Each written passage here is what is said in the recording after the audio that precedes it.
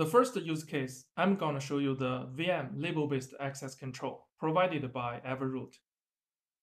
I assume that all of you are very familiar with the three-tier web application architecture. So in this scenario, we have a client that interacts with the web server and a database that stores and manages information for the web application. The VMs are grouped into three rows, and each with its corresponding label. So I need to emphasize one point. When more virtual machines are given the same label, they will also be controlled and governed by the security policy. Now here is the rule for each group. The client can only access the web server via TCP port 80. The web server can only access the database with the allowed port 33006. And the client does not have any access to the database.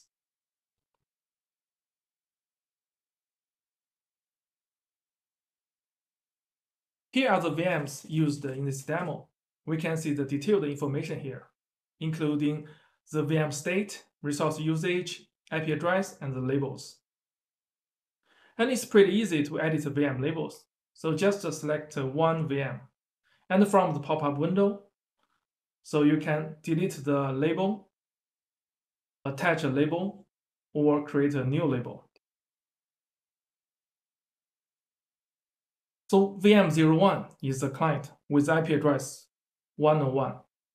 VM02 is the web server with IP address 102, and the VM03 is the web server with the IP address 103. So before I enable the security policy, let's do some tests.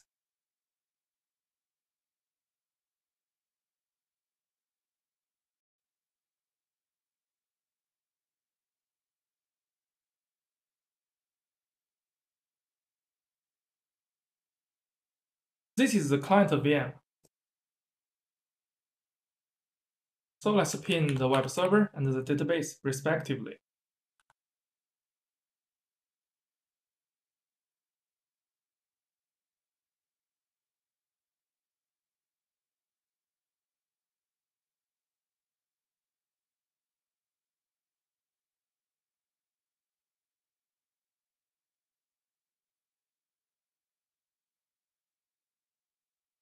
And I will try to connect to the web server via port 80 and connect to the database via port 3306.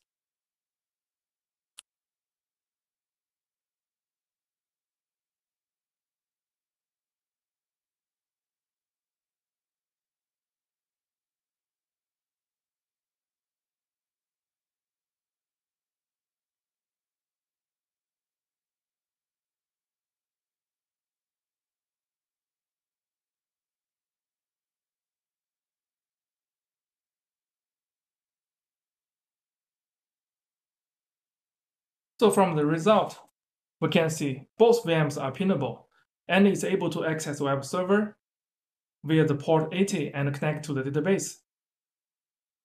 We will do the same test on the database VM.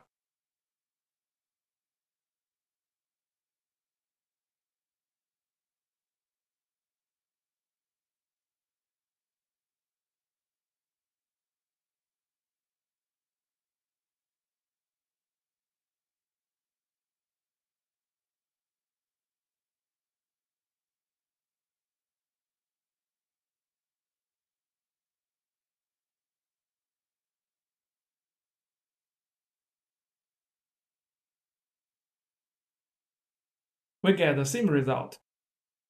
All right, so let's check out what happens once I enable the security policy. Go to the network and security module. I will firstly enable the custom security policy, which is called client web server DB.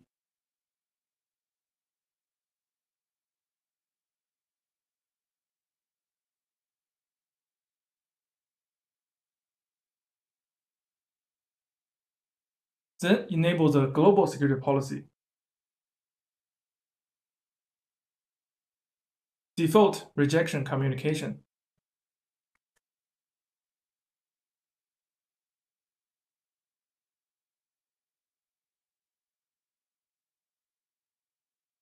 And it's really helpful that each security policy can be presented visually here. So let's do the test again. On the client, we ping web server and database again.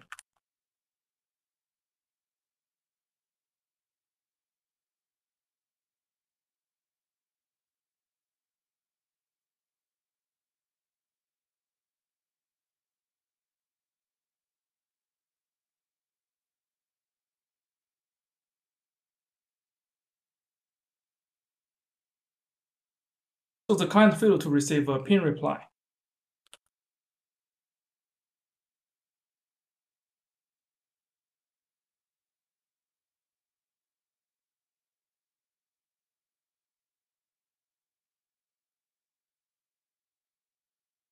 So the web server is accessible as expected.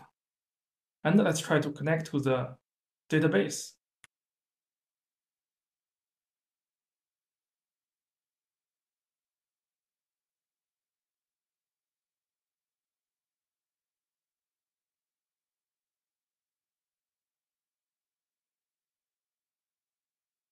So it's blocked by the security rule.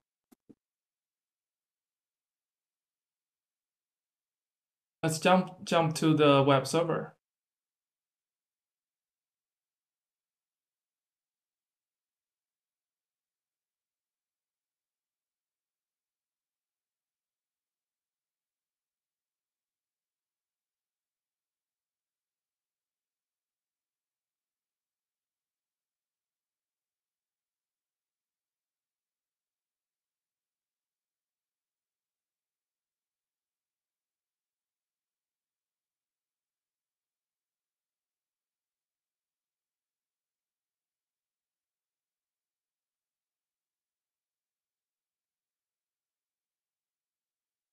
The ping request also failed, but it can connect to the database as expected.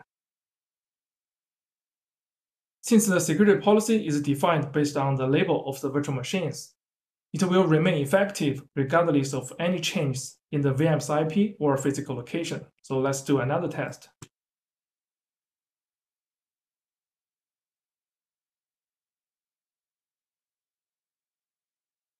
So I will migrate the VMs to the different hosts and say if the security rule still remains the same.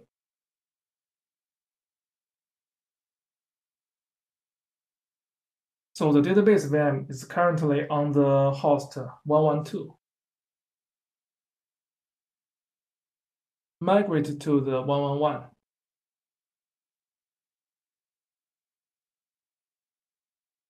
And also migrate the web server VM to another host.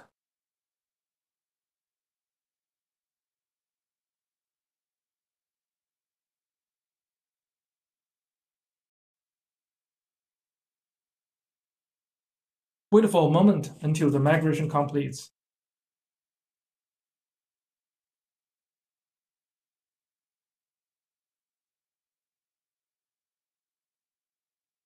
I will do the same tests from the VM01.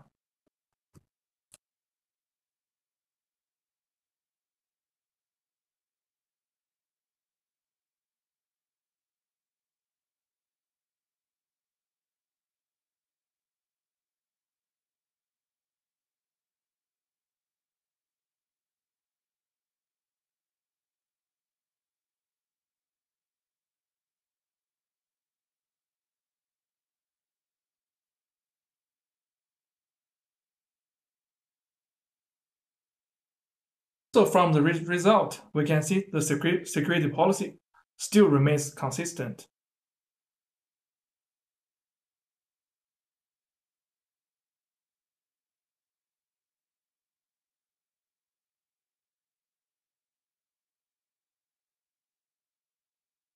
In addition, there is a more extreme situation. So when a user's virtual machine has been compromised, so how should we deal with the cyber attacks?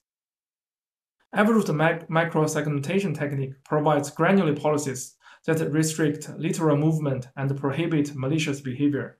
So administrator can put the abnormal VM into the quarantine mode. to block all egress and ingress traffic. So let's take a look.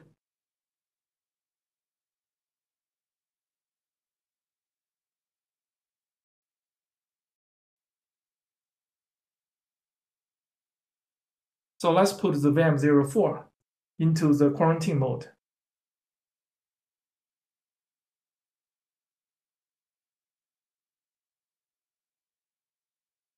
And open the terminal.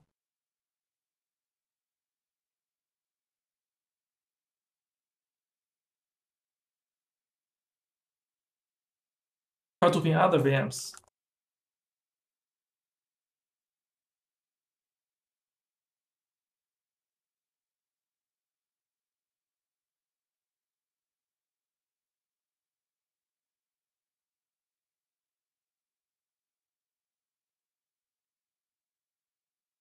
It's blocked. And we can try to ping this VM from the client VM.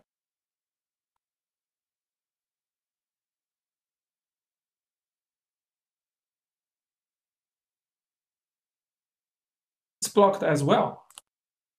Therefore, this approach allows us to conduct a more comprehensive analysis of the virtual machine and proceed with the recovery and the restoration operations.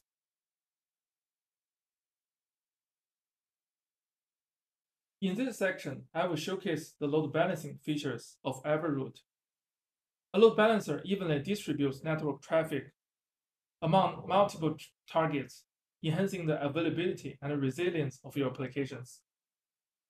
You can add or remove compute resources without disrupting the flow of requests to your applications. This flexibility enables you to easily adjust to changing requirements. Moreover, every load balancer provides the option to set up the health checks. These health checks monitor the status of targets, guaranteeing that requests are only routed to the ones that are functioning properly. Let's turn to the use case. In the SMAX OS clusters, I have created a load balancer with virtual IP address 192.168.7.16. Its listening port is TCP/80, and the routing algorithm is set to round robin. The round robin load balancer forwards the client requests to each server in turn. Behind the load balancer, there is a server pool consisting of 3 web services. Meanwhile, I also set the response content on the 3 servers. So this is server 1, this is server 2, and this is server 3.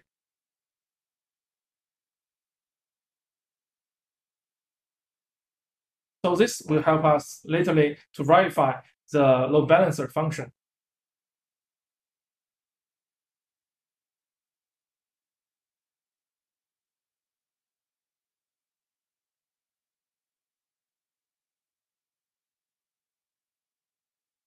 So on this page, we can see very detailed information about load balancer and the server pool.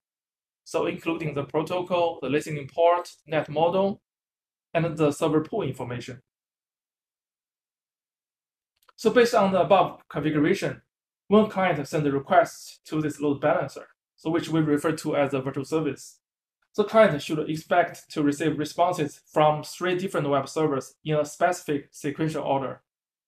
This ensures that the workload is evenly distributed and that each server has a fair share of the requests. So to quickly verify this, we can perform a test from VM04.